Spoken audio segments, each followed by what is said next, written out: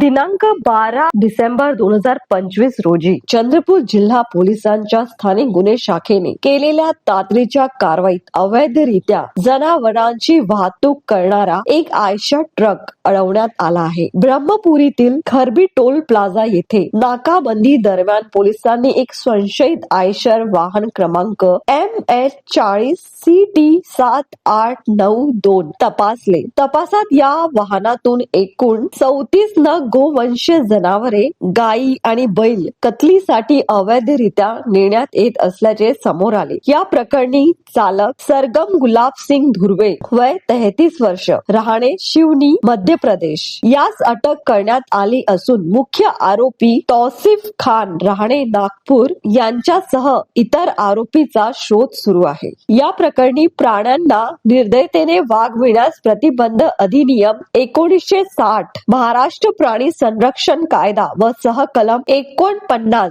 भारतीय न्याय संहिता 2023 अन्वये गुन्हा नोंदविण्यात आला आहे. आयशर वाहनासह जप्त मालाची किंमत एकूण 33,65,000 रुपये इतकी आहे. ही संपूर्ण कारवाई पोलीस अधीक्षक मुमक्का सुदर्शन, अप्पर पोलीस अधीक्षक ईश्वर कातकडे, उपविभागीय अधिकारी अमोल चाकोरे यांच्या मार्गदर्शनाखाली करण्यात आली.